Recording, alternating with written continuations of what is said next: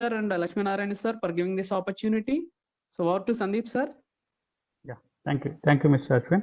Now I request Dr. Chakravarti, Vice Chair of IEEE Communication Society and Signal Process Society, to introduce today's our chief guest to the participants. Thank you, sir. Thank you, Dr. Sandeep. Good evening, Lakshmi Narayan sir and Ram Gopal Rao sir. Now, myself, Dr. Sameer Chakravarti, on behalf of Communication and Signal Processing Society's joint chapter of IEEE Vizag section, it's my privilege to introduce the great personality to all the participants and the panel members today. Professor V. Ram Gopal Rao is currently the Director of Indian Institute of Technology, Delhi. Before joining IIT Delhi as a director, in April 2016, Dr. Rao served as a P.K. Kelkar Chair Professor of Nanotechnology in the Department of Electrical Engineering and the Chief Investigator for the Science Center for Excellence in Nanoelectronics Project at Indian Institute of Technology, Bombay. Professor Rao obtained his B.Tech degree from Kakatiya University Institute of Technology and Sciences, Warangal in 1986, with distinction, and his M.Tech from IIT Mumbai in 1991. He obtained his doctorate in nanoelectronics from Bundeshwar University, Munich, Germany in 1997, and was a postdoctoral fellow at the University of California from 1997 to 1998. Professor Rao has more than 450 publications in various journals and 45 patents in the areas of electronic devices and nanoelectronics. 12 of his patents have been licensed to industries for commercialization. Professor Rao is a co-founder of two deep technology startups at IIT Bombay, NanoSniff and Soil Sense, which are developing products of relevance to the society. Professor Rao's work is recognized with many awards and honors in the country and abroad. He is also the recipient of multiple prizes, including Swarna Jayanti Fellowship, J.C. Bose National Fellowship, Shanti Swarup Bhatnagar Prize, Infosys Prize, H.H. Madhur Award, Professor C.N.R.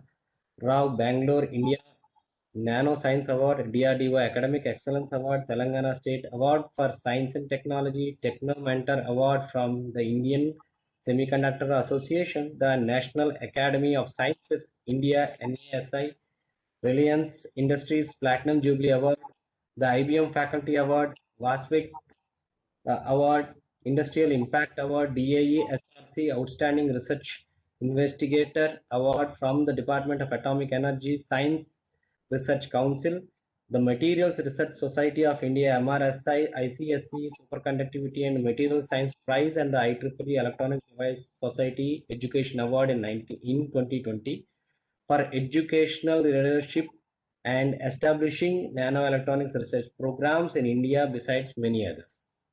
Professor Rao was an editor for the IEEE Transactions on Electronic Devices during 2003 to 2012 for the CMOS devices and technology area, and currently serves on the editorial boards of other journals. He is a distinguished lecturer, IEEE Electronic Devices Society, and interacts closely with many semiconductor industries both in India and abroad. Dr. Rao served as the chairman IEEE APED Bombay chapter and as a vice chairman IEEE Asia Pacific Regions chapter subcommittee for 2 terms. He was the first elected chairman for the India section, American Nano Society during 2013 to 2015. He is a fellow of IEEE, fellow of INAE, Indian Academy of Sciences, National Academy of Sciences, and Indian National Science Academy. Under his able leadership, IIT Delhi set up new centers of excellence, entered into MOU with many reputed organizations like Indian Navy, African Asian Rural Development Organization, Hyundai Motor India Foundation, ReNew, NTPC, etc. for collaborative research, started online certification program in data science and machine learning, initiated research and innovation park, launched environment-friendly first classic retrofit electric car, and world's most affordable RT-PCR test kit. Now IIT Delhi is recognized as world-class institute, ranked 47 in the world of engineering and technology by QS, ranked 27 in the world of employability by Times Higher Education. Now I'm very fortunate that I have attended several lectures and programs organized by him through INUP program. at IIT Bombay and got interacted with some of the research scholars in his laboratory, namely Gaurav Chatterjee, Neha Kulshrestha, and many, many. Thank you very much, sir. It's a nice opportunity. Yeah. So thank you, Dr. Chakravarti, for introducing our chief guest. So now it's time to invite our chief guest to deliver the request to deliver the Shockley Memorial Lecture today. So I welcome you, sir, actually. So it's our honor to listen to you now. Thank you, sir. Yeah, thank you very much for inviting me. I'm very happy to be with all of you. So I will share my presentation. Let me see how it works. Yeah.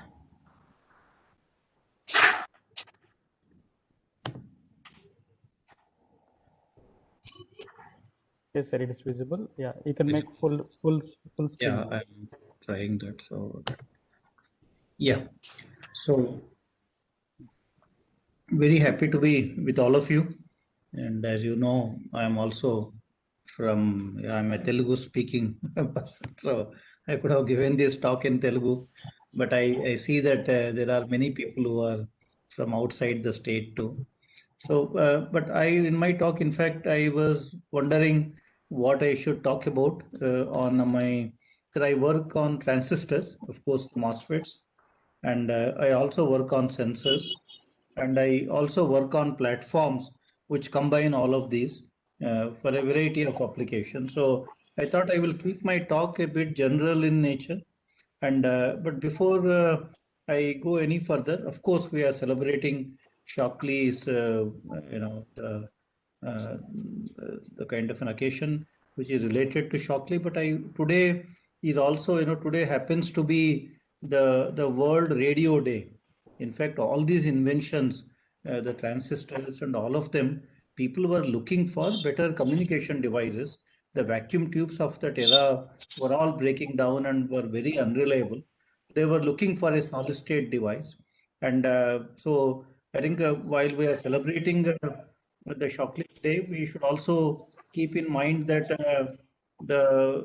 today is the World Radio Day, and Dr. J.C. Bose, for example, is a pioneer in radio communications. In fact, we all, this is something. There is a nice paper on the web from the Electronics magazine celebrating 65th anniversary of the transistor. That was in 2013, of course. But this paper, in fact, I just took a small excerpt from there.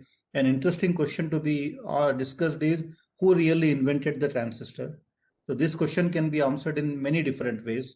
There were many preceding discoveries, starting with the isolation of, what is this? Okay. So there were many answered in different ways. There were many preceding discoveries, starting with the isolation of silicium by many others. But it also the work of J.C. Bose, should be seriously considered. In fact, J.C. Bose is also, among the very early pioneers who made the semiconductor. His paper, J.C. Bose paper in 1897 on the selective conductivity exhibited by certain polarizing substances actually laid the groundwork for all the semiconductor junctions that followed, from which the transistor also came out. In fact, there are many people who believe that J.C. Bose could have won 2 Nobel Prizes, one for his research on radio waves. After all, he is the first person to demonstrate wireless transmission. It's not Marconi. It was corrected by IEEE, and IEEE, in fact, it was featured. IEEE featured J.C. Bose as the J.C. Bose invention as a scientific milestone in the IEEE, and he is actually the first Indian scientist to receive such a recognition from IEEE. IEEE gave the title Father of Radio Science to Bose. And in fact, a crater on the moon is also named after J.C. Bose. And so I think while we discuss about Shockley, which the whole world knows, somehow the work of J.C. Bose has not got due recognition. Like I said, he could have got 2 Nobel Prizes, one for the semiconductor diode that he demonstrated for the first time, and the second for the radio science that he did. But the world somehow unfortunately gave the credit to Marconi for the radio science, and nobody ever appreciated J.C. Bose's work on semiconductors, which actually laid the groundwork for the transistor that was to follow subsequently, which of course the rest is history and all of us are aware of that. So I think your section also at some point must celebrate Bose and even institute a lecture in his honor, and because I think some of our Indian scientists unfortunately have been neglected during the course of writing the history, and I think we need to correct that. IEEE has done that. IEEE now considers J.C. Bose as the father of radio waves and not Marconi as was originally demonstrated,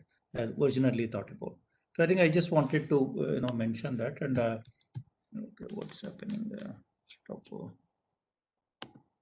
For this annotation, there is some problem.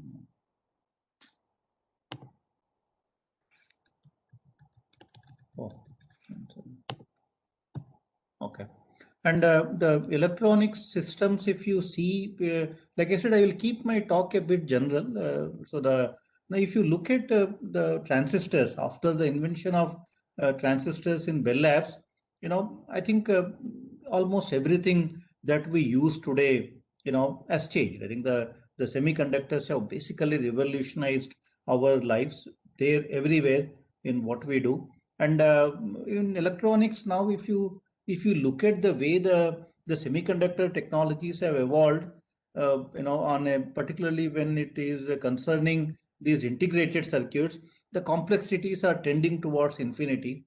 I mean, you are talking of multi-billion transistors on a die now. So on a single die measuring 2 centimeters by 2 centimeters, you are talking of multi-billion kind of transistors components there. So therefore the complexity is tending towards infinity. Everything is expected to be becoming faster and faster. There are many challenges. In fact, I do give a lot of talks, I'm sure on the web there must be some talks which I recorded, which talk about the scaling of these transistors and how the transistor scaling has slowed down and all that. The delay is tending towards zero, but still, if you make devices faster and faster, the biggest penalty you pay is in terms of energy consumption. So that is where you optimize on the energy delay kind of a product.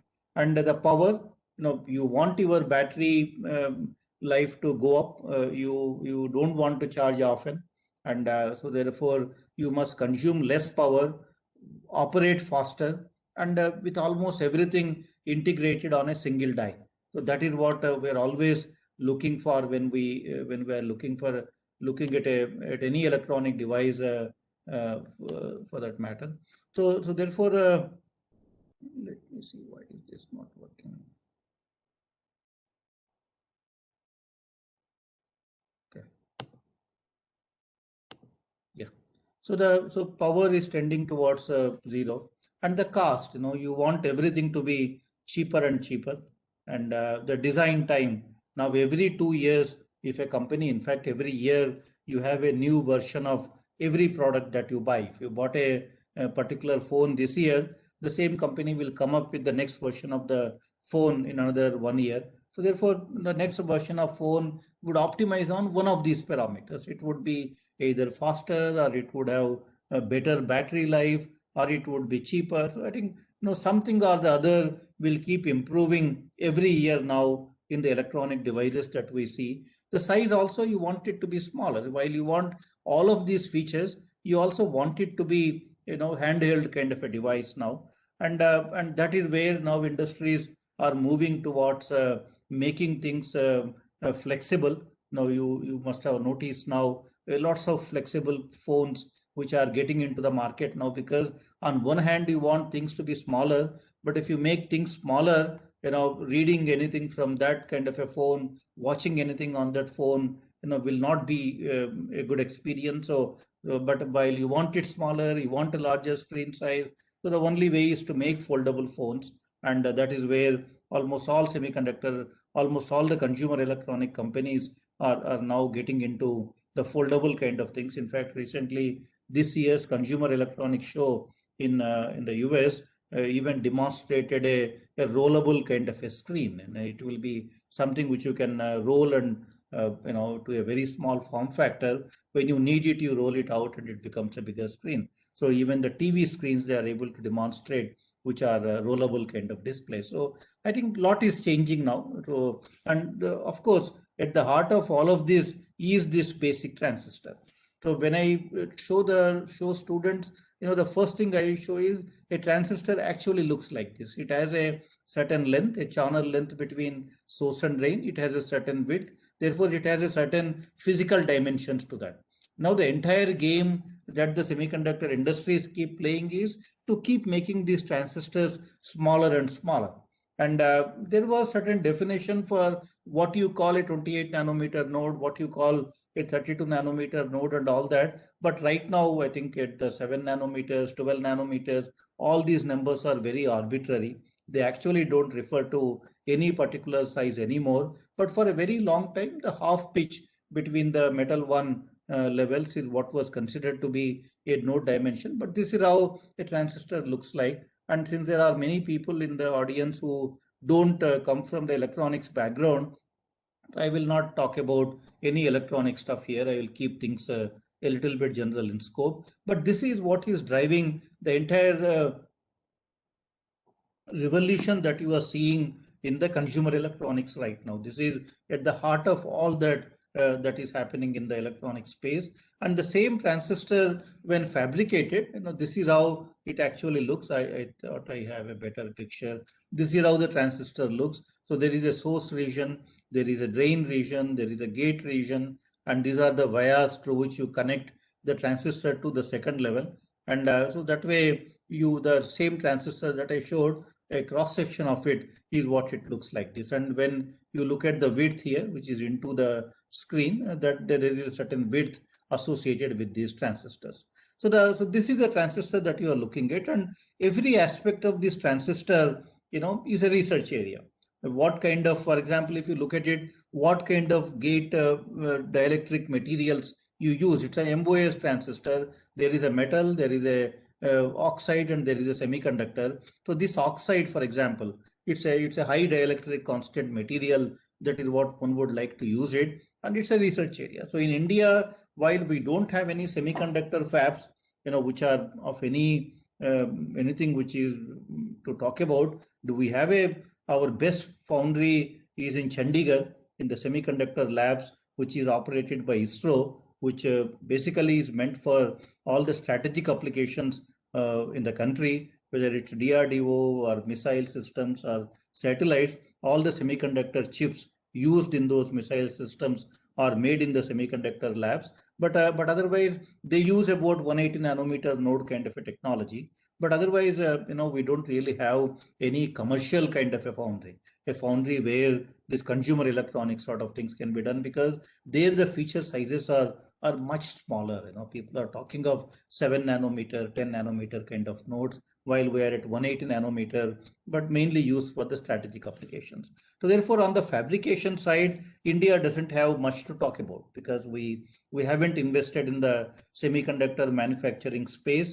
A foundry would cost $3 to $4 billion, and that kind of a money for anyone to invest in India, they would look for many things. Whether do you have all the ecosystem needed to run a foundry like that? For example, if you are setting up a fab, there must be other manufacturers, who can provide you the gases, the chemicals, the wafers, and a lot of things need to be developed alongside. And since India hasn't been able to establish the ecosystem for setting up a fab, I think India has not seen any major investments in the foundry side, which is manufacturing of these semiconductor chips.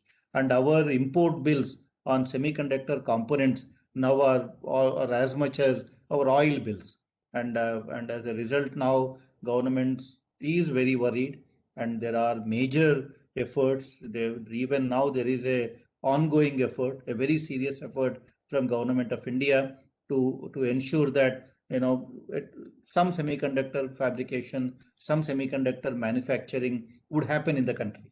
And but then the question is, who would invest that kind of a money in India today, and what should be the government's role in that, in terms of providing subsidies or policies, and to encourage companies like Samsung's and TSMC. There are, the people who can set up a 3 billion foundry, they are also very few in nature now. Except for some 3 to 4 major companies in the world, no one can invest that kind of a money for fabricating, for that kind of a foundry. So therefore, government is very keen right now, and I know that there are major efforts underway to encourage some semiconductor foundry to set up a fab in the country. So when that happens, then all of these technologies will become important. And but on the other hand, I should also tell you that India has a lot of good research. In India, there is a lot of good research happening on the electronic devices. In fact, in the electron devices, recently I shared a kind of an article on LinkedIn from one of my colleagues, some of my colleagues from IIT Bombay, in the Electron Device Society newsletter, which shows that India, is now at the 3rd position or 4th position when it comes to the publications in the electron devices area. India is now doing better than many countries in the world. After China and US, probably it's India which is publishing lots of good papers in the electron devices area. So there is a good research ecosystem that has evolved now in the country for electron devices research, but it remains a research because in the absence of any foundry, in the absence of any major foundry which wants to utilize all this knowledge that is getting generated, it just remains in publications. And the funding support and all of that majorly comes from the government of India through variety of schemes, and then industries utilize that, but there is no appreciation of that fact in the country, because after all, we don't have any semiconductor manufacturing ecosystem right now. So I work with Intel. I have done many projects with Intel, IBM, TI, all these companies, but they are, but all of that work doesn't really, get into kind of the Indian space right now, because India doesn't have those foundries. And when you make these transistors here, where there are billions of transistors at the die level, to interconnect them, you need to build multiple levels of interconnects. And so therefore, a typical chip today would have more than 10 levels of interconnects. And these transistors are all connected in at least 10 levels of interconnect. So therefore, it's a very complex technology, but there is a lot of scope for Indian researchers to work on the materials aspect of it. In fact, I have written many papers on that. Some of my papers also identify the different areas of research where one can focus on from a materials point of view. For example, between these two metal levels, the dielectric that goes, the interlevel dielectric, there's a lot of background noise coming. Maybe you might want to, mute yourselves. So between two levels of interconnects, for example, you can have, low dielectric constant materials, and that's a very active area of research again. And there are many collaboration opportunities possible between electrical engineers and chemists. So that is also something, where the multidisciplinary opportunities for research in this space, when it comes to new materials that you are looking for. And even these interconnects, right now copper is used everywhere, but what are the interconnect materials you can use beyond copper, which will have a lower resistivity and which are patternable and which meet all the requirements of a semiconductor industry for interconnect applications? Again, that's a very open-ended research. So dielectrics that separate the two metal interconnects, or the metals themselves, or how do you pattern them? I think these are called the back end of processing, which is all dealing with the interconnect, the chip, whereas the front end processing refers to fabrication of transistors. So at the front end, you have lots of new materials requirements. At the back end, you have lots of new materials requirements. So I think one good area of research is these materials requirements. And if you can develop a good material, and then which meets many of these considerations. And if you patent the material, if somebody finds it interesting, I can tell you, there will be a huge sort of a interest in that sort of a IP. So that is one area where one can work in the semiconductor areas. And like I said, the transistors look like this. When they are fabricated, there is a width, there is a length for the transistor, and so you can, the whole game is to keep on shrinking that. That is what, as most of you know, is about the Moore's law. The Moore's law is all about shrinking these dimensions so that, like I mentioned, the power dissipation levels come down, the speed increases, the density on the die goes up. So therefore, you want to keep reducing the size of these transistors.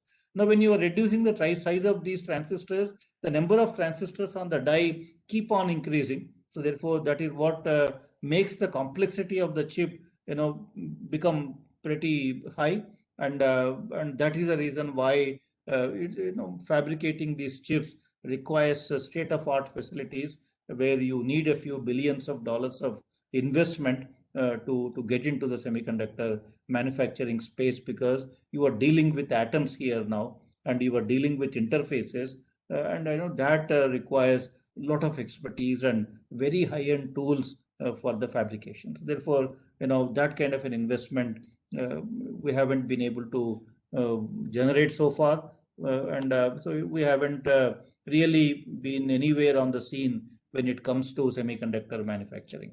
And just to give you one slide, I will not show too many equations or anything, but if you take a transistor, so I think this is one slide which talks about the improvements in scaling. So if you take a transistor which has a length 0.7, or you are scaling the length of the transistor by 0.7, oxide thickness by 0.7, width by 0.7, this slide shows how the capacitance reduces by 0.7, the parasitic capacitance, how the die area shrinks by half. So what it means is you can double the component density. It also shows how the delay reduces by 0.7, and it also shows how the power reduces by 50%. So therefore, you basically, if you can keep on reducing the dimensions of these transistors, your delay reduces by 30%, power reduces by 50%, and the die area shrinks by 50%, parasitics reduce. So the chip basically gets better.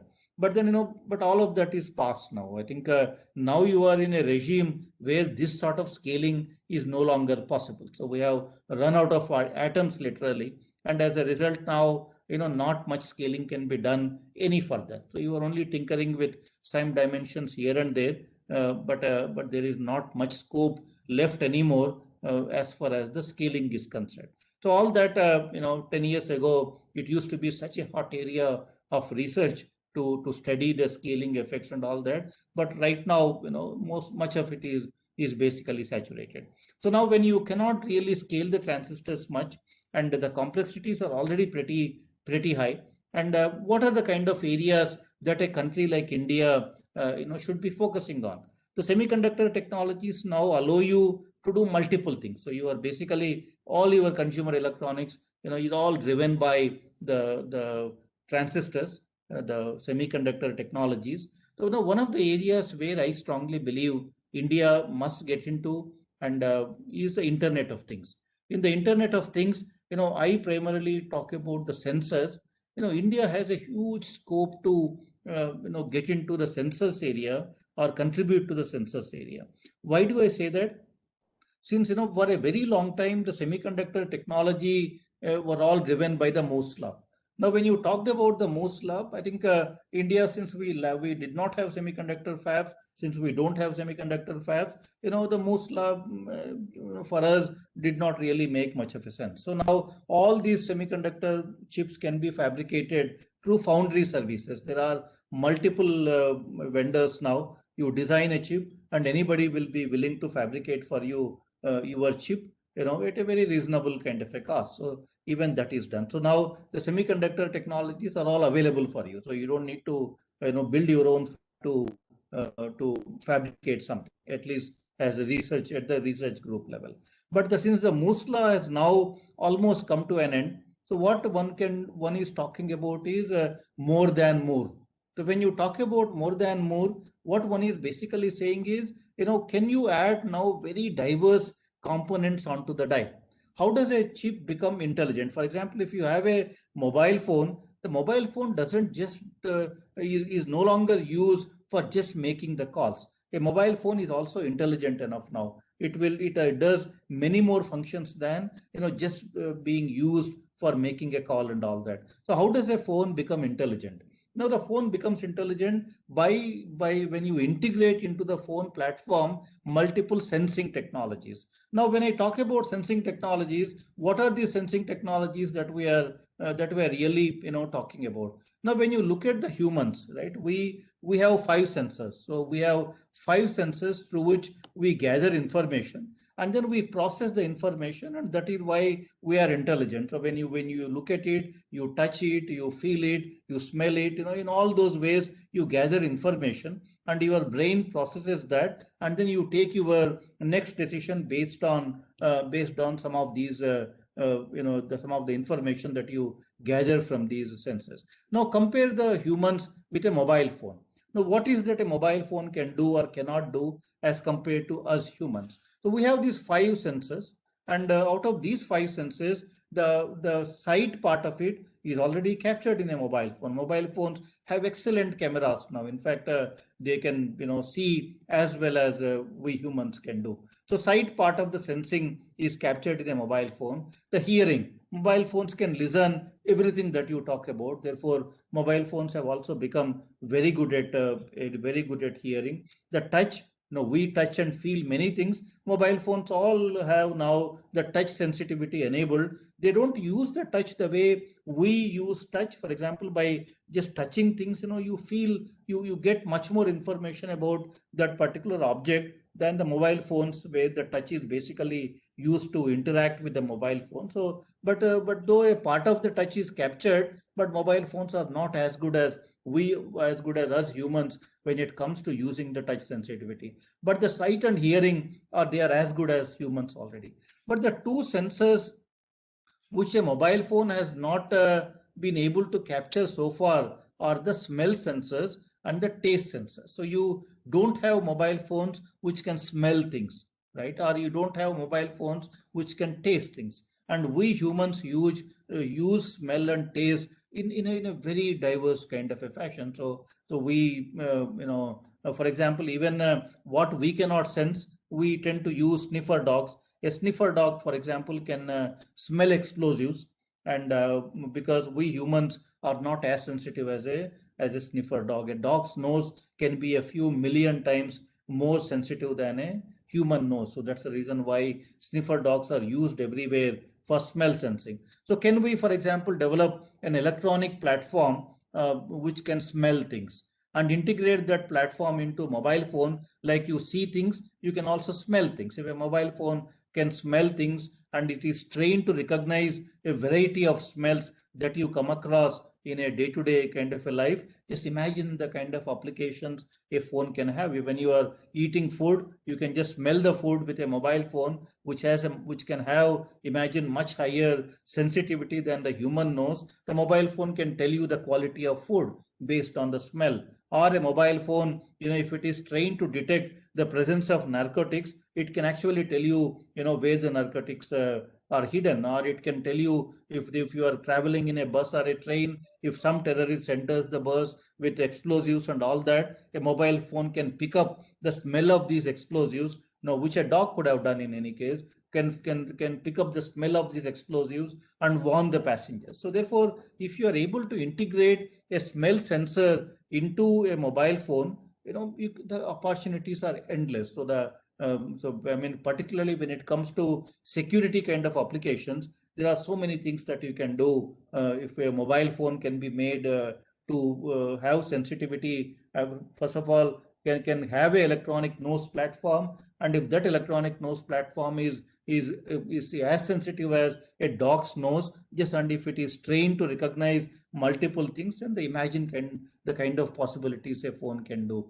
And similarly, the taste sensors, which is electronic tongue kind of platforms. Here again, whether it is food tasting or tea tasting, any tasting that you see, for the consistency, they require the tasting. In fact, there are professional tasters to taste a variety of products that you use every day. I mean, much of those applications can be captured again by the taste kind of platform. So I think that is the future. So now this is all is what one would call the Internet of Things.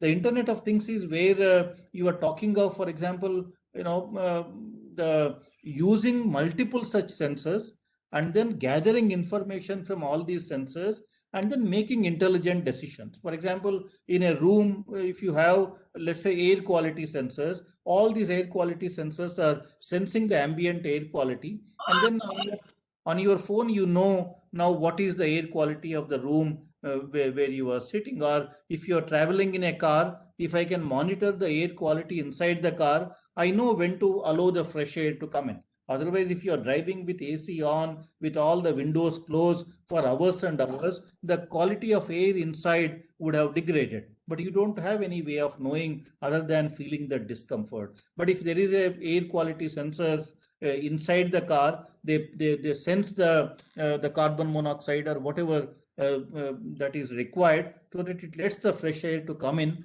and that is how you could travel healthy. Or the rooms where the air quality is monitored. So some of these can be done with a mobile phone kind of a platform. So electronics is not just about transistor scaling anymore. Electronics is all about adding diverse functionalities to the transistor, to the electronic platform. The platform could be a mobile phone or the any other gadget that you use in a day-to-day kind of a thing. So the diversity, which is what we call more than more, what is important now for all of us. While the Moore's law, the country has lost, we have missed that bus, but this more than more kind of an era where the sensors, the sensing platforms, their integration onto this die, their integration into a mobile phone, that is where we can capture still a lot of this market. And there are many people who believe that the sensors market, you are talking of trillion sensors. The number of sensors sold in a year, people believe will be 1 trillion such sensors. Even if a sensor costs about $1, you are talking of $1 trillion business per year for the sensors alone. And today the entire semiconductor industry is about $400 billion. So therefore the sensors alone will be 2 times or 3 times the market for the semiconductor technologies that you see. So I think these are the opportunities for India. If you ask me, India, I think, missed that silicon bus, but we can get into the sensors technologies, the sensor platforms, for a variety of applications, whether it is air quality sensing or healthcare monitoring or security applications. I think everywhere you need sensors, and India has a very strong tradition of basic sciences, and that is where I strongly believe many of our research groups can really focus on.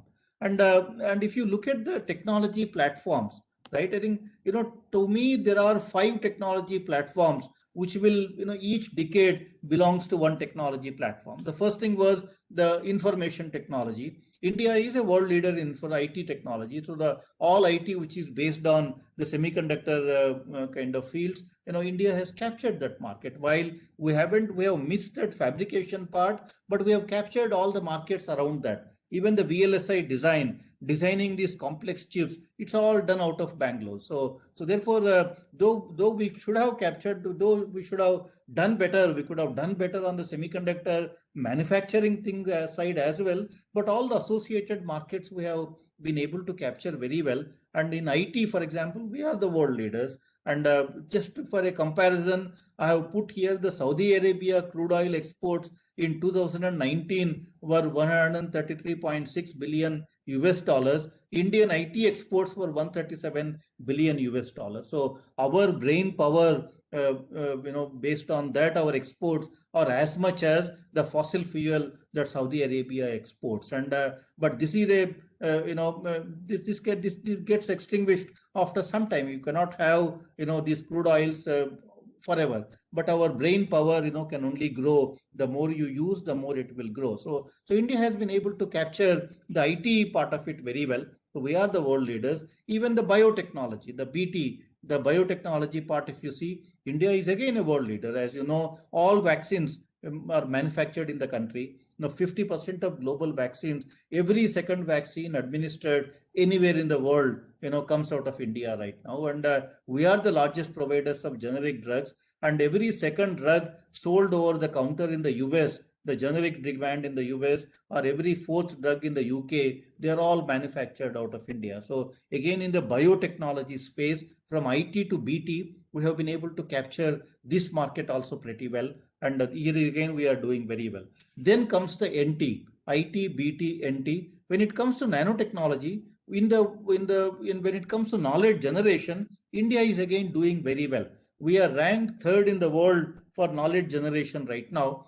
So we are only after China and US comes India. We have overtaken Japan, Germany, all of these countries in the last 10 years. So when it comes to writing papers in the nanotechnology area, according to Nature Nanotechnology Journal reports and all that, India is at the third place. So which is again a huge, sort of a positive thing for India. And India is again, but now the problem here is we are generating knowledge, the knowledge to wealth translation or the transition has not happened all that much. While we are generating knowledge, other countries are making use of this knowledge, to sell back the goods back to us. So while here we have been able to capture the markets as well, here we haven't as yet captured the markets. We are in the space of generating knowledge, but I think that knowledge to wealth translation needs to happen now. And that is where I see many startups coming into play, coming into picture, and many of these startups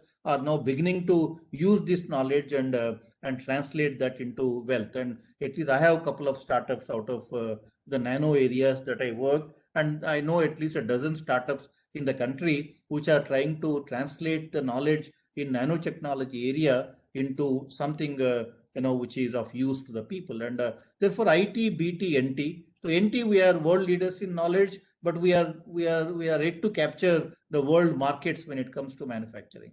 Then comes the cognitive technology. This is what one calls AI, the artificial intelligence, the machine learning, all of these platforms. India here, started in this space.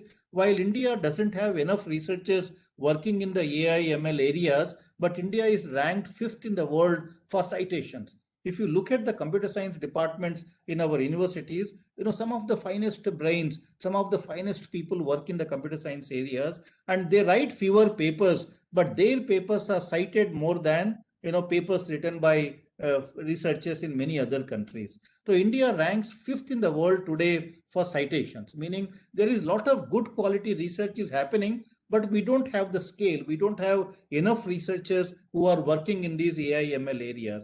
At IIT Delhi, we started a new school for artificial intelligence, and many IITs now are getting into AI areas in a major way by creation of departments or academic programs or schools. And the goal is now to scale up the manpower base in this area, because I think the future is all going to be AI, ML dominated. So we cannot afford to miss this first. And here we need to build a scale. Here, while in the nanotechnology, we need to translate knowledge to wealth, but here we need to generate more knowledge and also at the same time apply that knowledge to create wealth in the area of AI, ML sort of fields. And here, India has some way to go.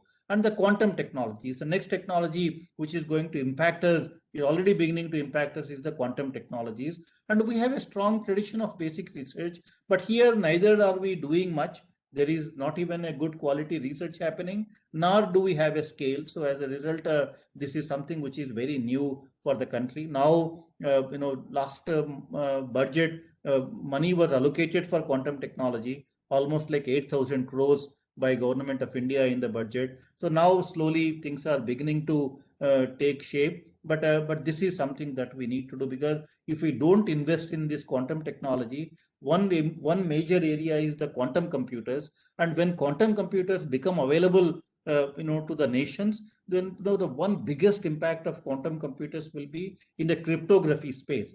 All the way you protect your nuclear installations and missiles and anywhere where you have cryptography involved, all of those cryptography codes can be broken by a quantum computer. So therefore, all your secrets will be out, and people can access or break these codes. So that is the biggest challenge right now. In many IITs now, through DRDO support, we have already initiated major activities on post-quantum cryptography technologies. So because unless we start working on it, because if other nations acquire quantum computers, develop quantum computers, if they can break all our confidential codes, then there is nothing India can do. So India is already now investing a lot of research funds into generating cryptography technologies which cannot be broken by the quantum computer. So post-quantum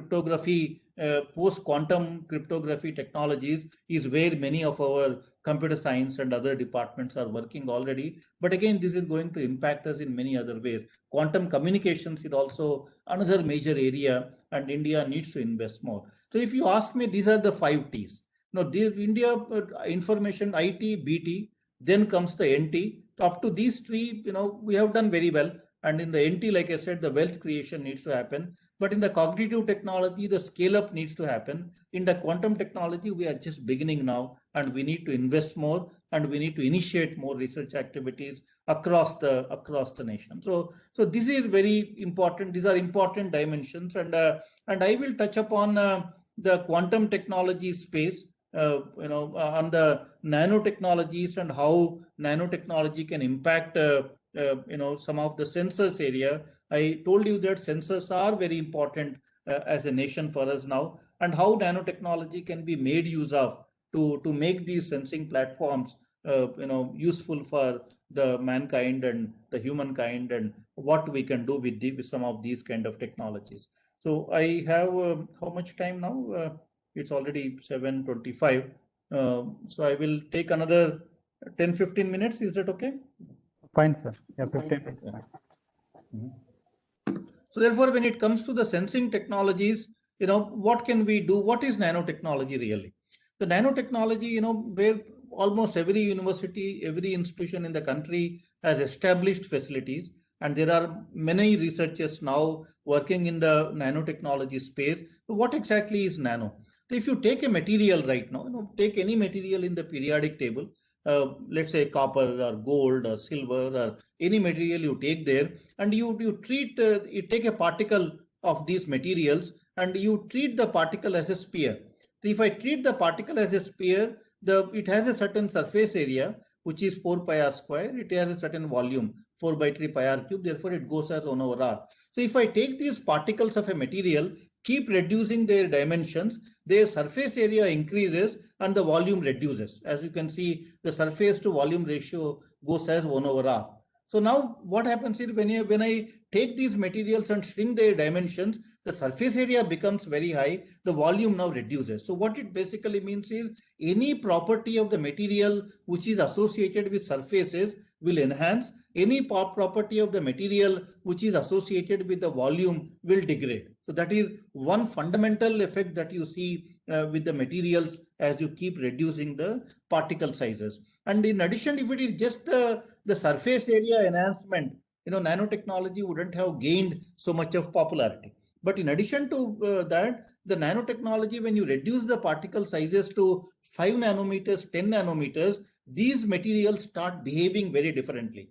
Many of these materials at the nanoscale, where the particle sizes are now 5 to 10 nanometers, they lose their bulk properties, they acquire new properties, which are again attributed to the quantum mechanical phenomena.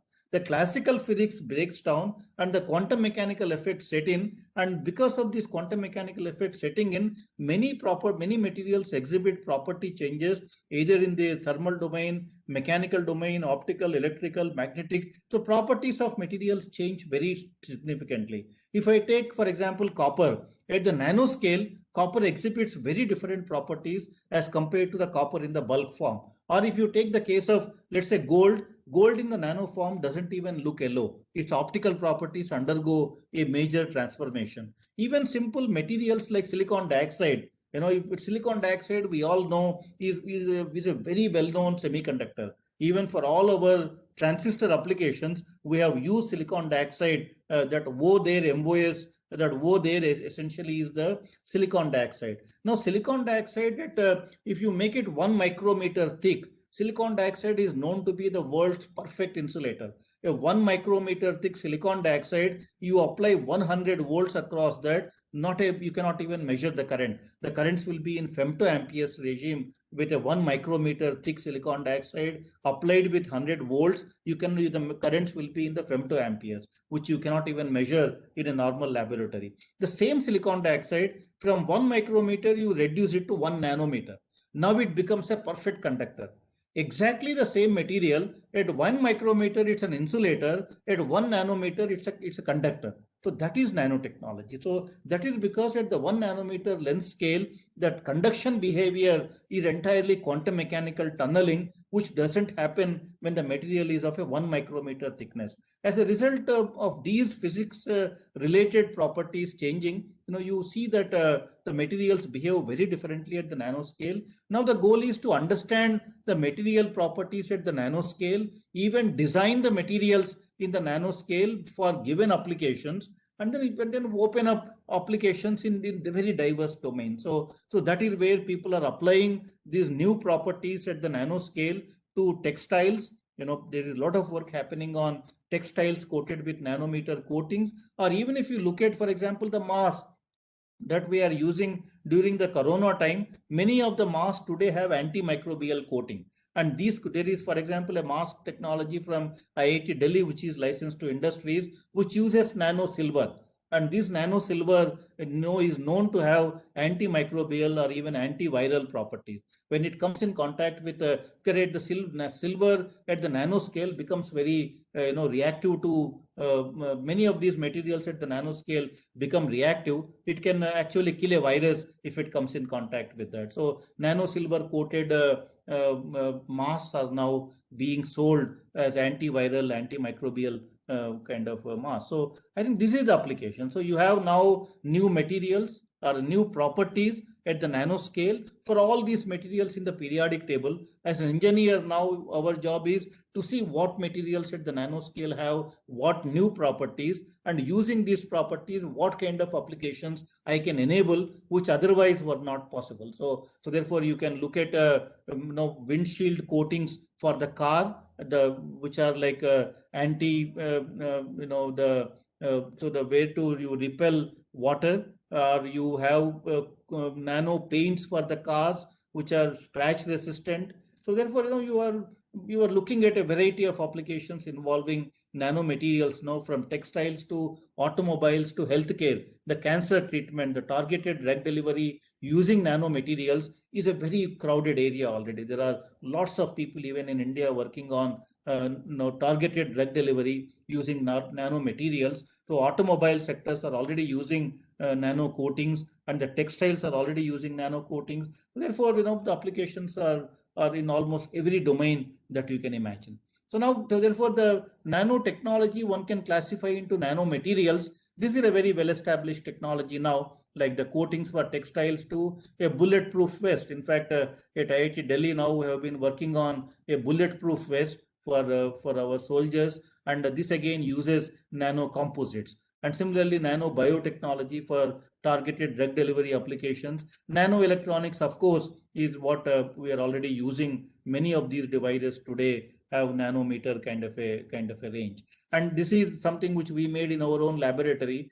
On a 1 centimeter by 1 centimeter chip today, by growing these tall nanowires, you can now demonstrate surface areas which are equivalent to that of a football field.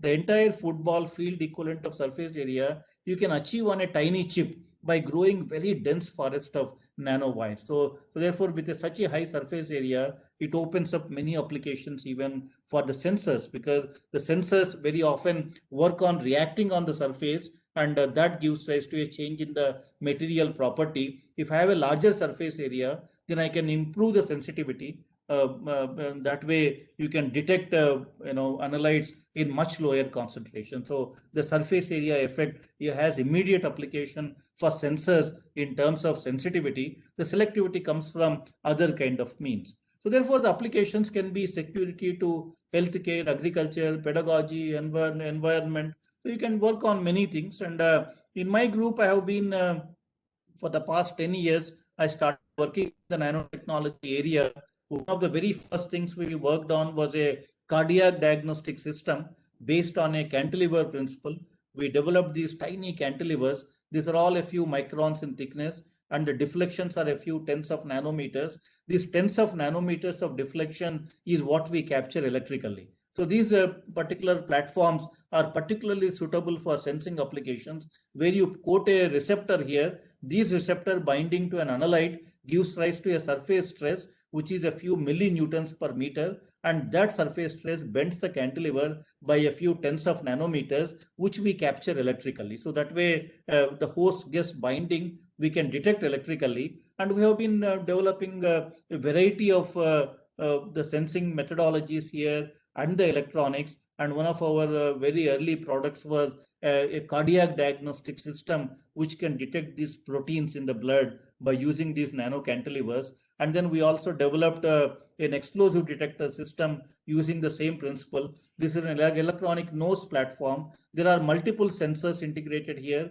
When air containing explosive vapors comes in contact with the sensors respond differently because they have different coatings, and then the pattern is what we recognize using the electronic nose. So we have a platform on this, and so this is how it can be used in place of a sniffer dog. And we also developed a nano electromechanical platform based on this, and based on this, in fact, there is a product right now available in the market.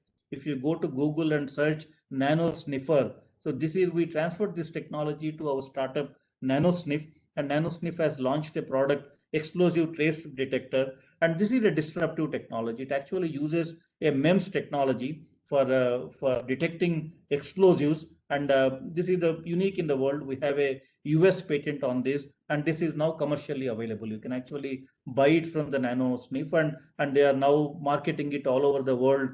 From UK we have received a very good response for this NanoSniffer. So this is a completely Indian-made product using MEMS as a technology for detection of explosives, developed by the NanoSniff company, and the NanoSniffer is what it is known as.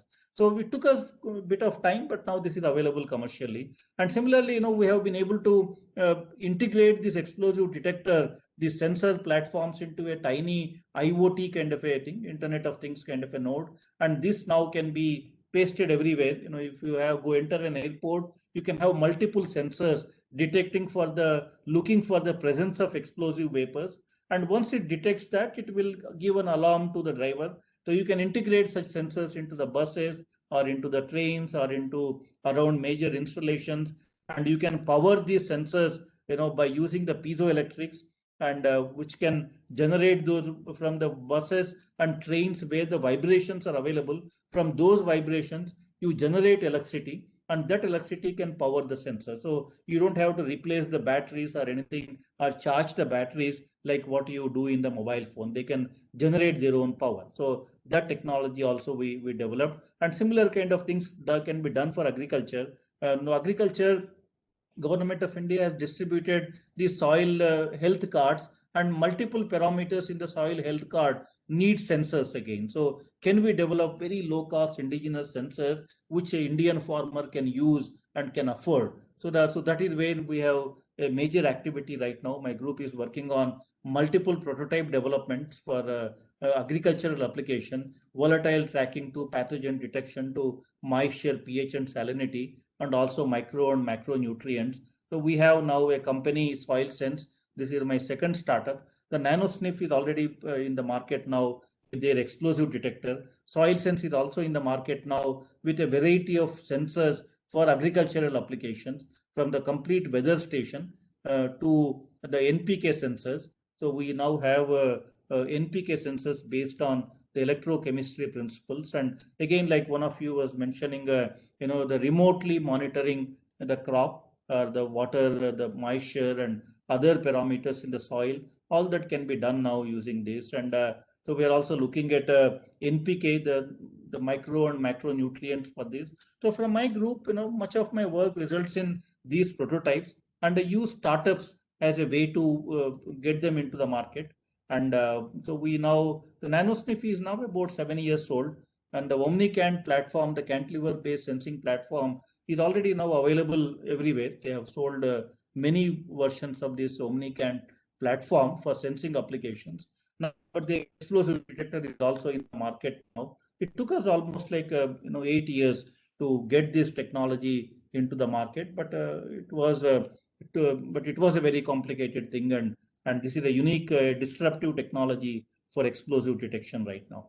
And this is the Proximal Soil Sense technology, the company which is again marketing the soil sensors for agriculture, where there are multiple large companies interacting with them. So we have a prototype manufacturing facility. So if India has opportunities. India, in sensors, there is a lot that we can do. And the R&D in academic institutions, so we need to find areas where there is a domestic demand. Agriculture is one area where there is a domestic demand. Security is another area. Healthcare is another area. So there are many things that you can do in those areas where there are huge markets available. And the local R&D for product development is absolutely essential for reducing the cost, because you cannot develop something in a developed country and sell it in India. It just doesn't work, because our country is a very highly cost conscious kind of a thing, and you need a lot of disruption in terms of technologies to bring the cost to a level where people can afford, our farmers and security agencies can afford. And academic institutions, now we are all doing high quality research now, and if we can reorient our research a little bit towards India's needs, and then use startups as a vehicle to deliver these technologies to the market, I see a huge opportunity. So I call R&D as relevance and delivery. So I think you make the research relevant to Indian conditions and use startups to deliver these technologies. You can do many things using this sort of an approach. And government is also promoting a lot of these kind of technologies, and so which is what many of our academic institutions need to focus on. So I'll stop here, and thank you very much.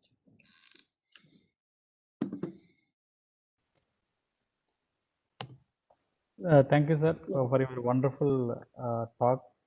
And actually, that personally, what I understood, how the science can be transformed to technology, the technology, how it can be reached to society and industry, and what is the role of nowadays, startups, and you have excellently explained to all of us. So thank you so much, sir.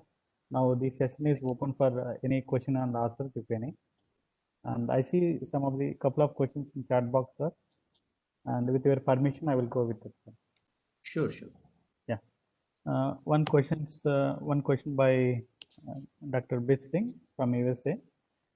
Is there any work underway in India on carbon deposit control and under GORUN, but 15 centimeter below ground, that would be possible by covered crops? I'm not aware of that, but I think we need to. There are many people working, but I am not aware of anyone working specifically on this particular topic. Yeah, it's related to carbon footprint and other things. Yeah. If any participants, if they have any questions, please, they can unmute and then interact with the speaker, please. Yeah, I'm also reading these questions here. So, for example, Dr. Brij Singh says, I'm interested in the soil sensor research. Please write to me. I will connect you with the startup that we have. There are many people in my group now also working in the soil sensing kind of a field. So I will connect you with them. So there are many places where we can collaborate. And farmers worldwide to become carbon footprint influencer. I agree with you fully. Agriculture in India needs to transform into a more technology intensive sort of a field, and I think overuse of fertilizers, more soil health monitoring, and then delivering to the soil what the soil needs. Not because some fertilizer is available cheap or low cost. You put it in what is the current culture. But I think knowing what the soil needs and then giving only that kind of a nutrient is important. But for that, we need sensors. We need to make these sensors available to our farmers. And I think that's a huge opportunity right now. Yeah, I think these are the questions I see in the chat box. Okay. Yes. Yeah, the use of nanotechnology in renewable area. I think renewables and nanotechnology, there are many people working, and much of that work is in the perovskites and other kind of technologies. But I know many people, even at IIT Delhi, there is a Center for Energy Sciences where I know many people using nanotechnology for increasing the efficiency of the solar cells and other materials. Perovskites, of course, is one hot area of research everywhere, but there are many people working on the nanotechnology in the energy sector. Yeah.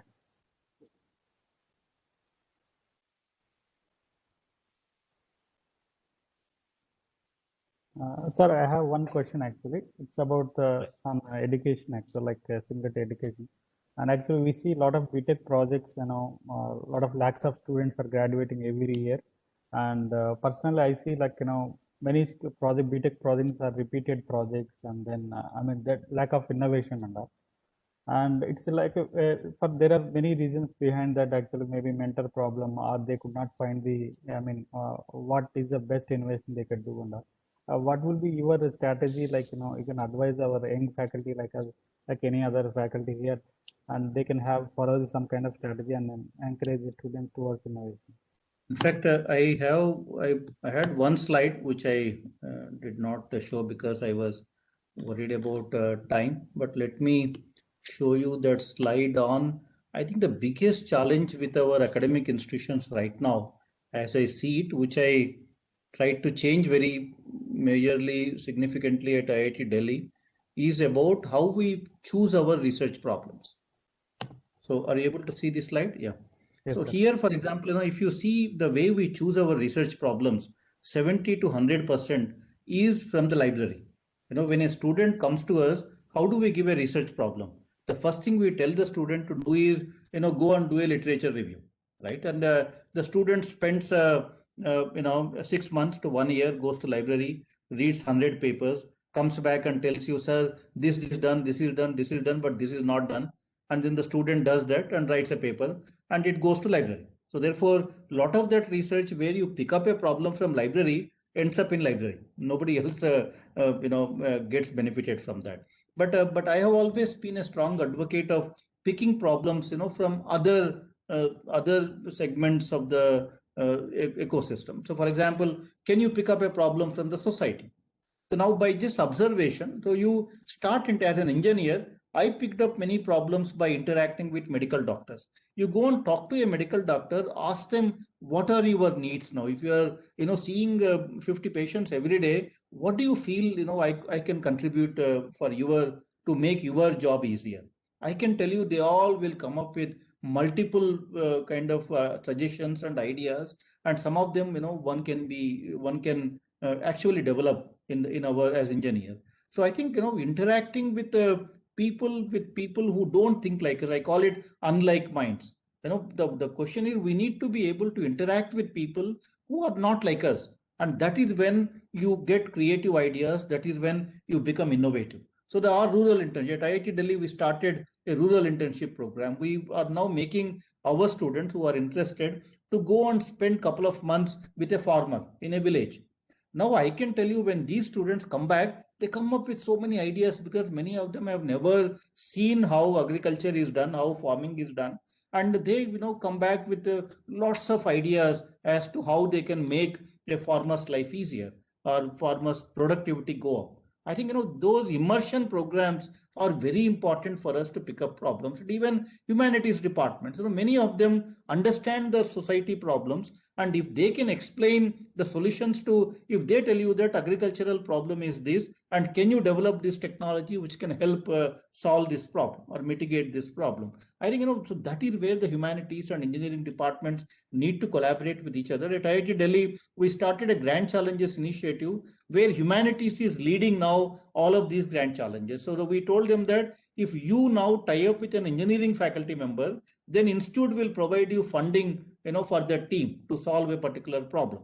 So we are trying to make our humanities department connect with the engineering and science department. Otherwise, they work in isolation. They keep doing their work. Engineers keep doing their work. Engineers are picking problems from library. The humanities people are connected with society. They understand the society behavior, but they never interact with the engineering faculty.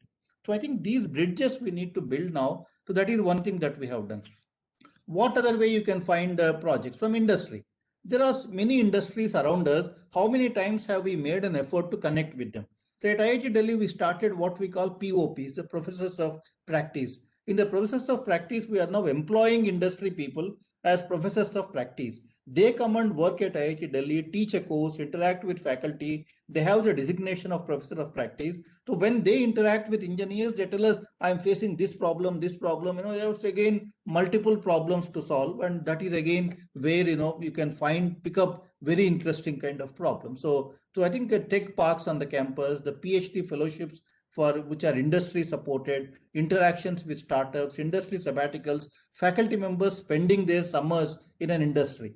I think that again, they opens up many of their ideas on what the industry requires. And similarly, the final thing is interactions with the strategic agencies. So this is again where, if at IIT Delhi, in the last 3.5 years, we started projects almost like 150 crores.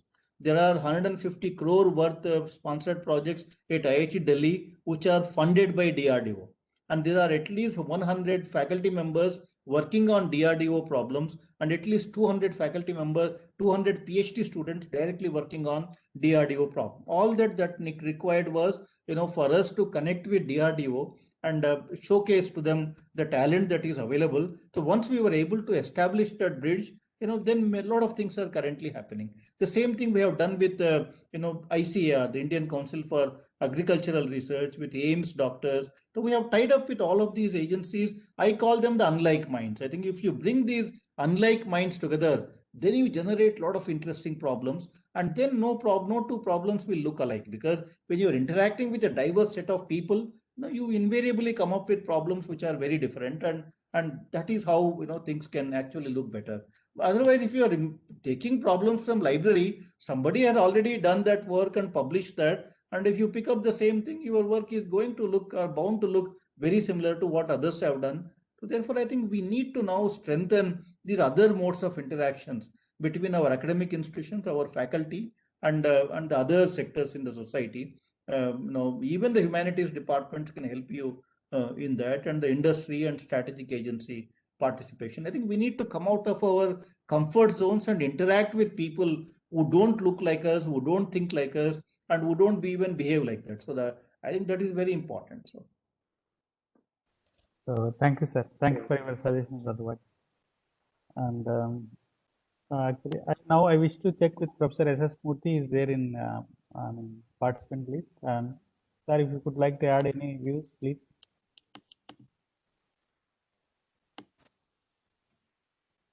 Professor S.S. Murthy.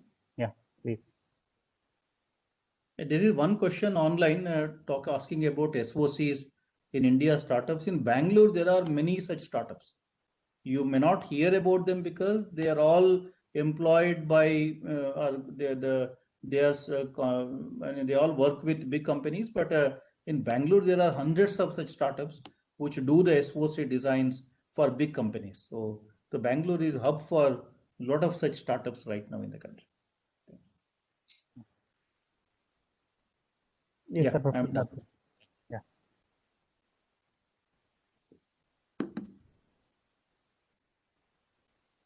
Sir, you can unmute, sir, actually. Please, Professor Murthy, sir, you can unmute, please. You are muted. Yeah.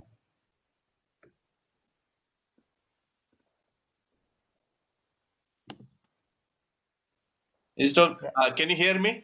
Yes, please. Yes, it was a wonderful lecture, though it is not my subject, but I got enlightened on this new and exciting area of nanotechnology, and of course from a great expert like Ram Gopal Rao. And since I spent 42 years in IIT Delhi, so I feel emotionally attached to the institute. So I was keen to hear to this lecture, and the path, the very highly accelerated path Dr. Rao has taken IIT Delhi towards. I'm observing and I am aware of the things, etc. And I'm indeed proud that IIT Delhi has come on top. And these initiatives are really very, very helpful.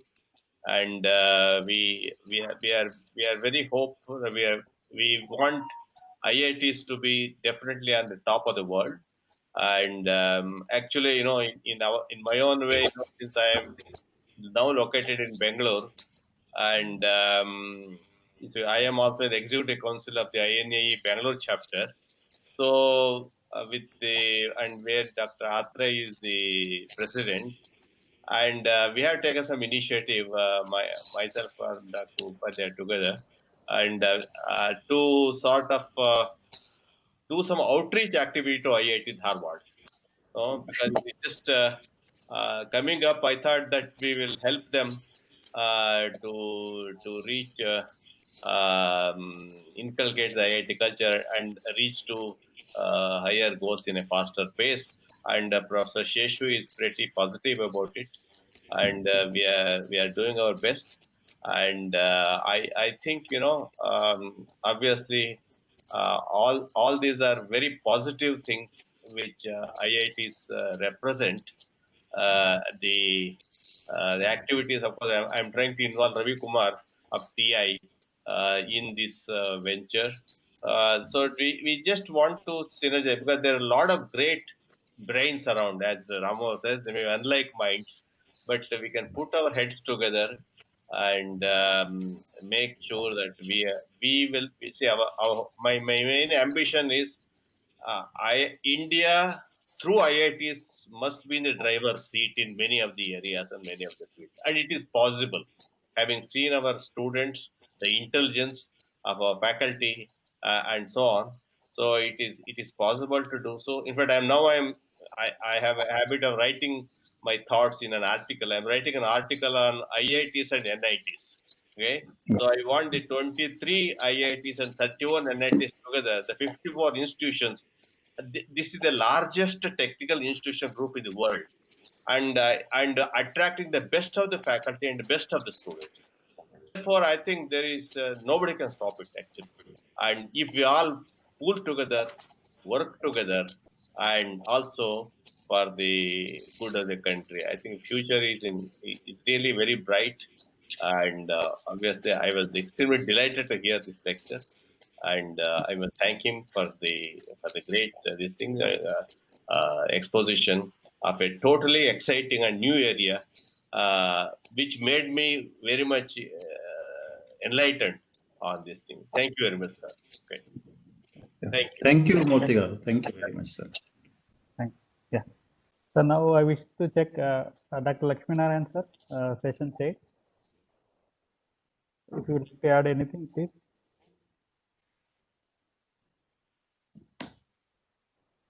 Dr. Lakshminarayan sir.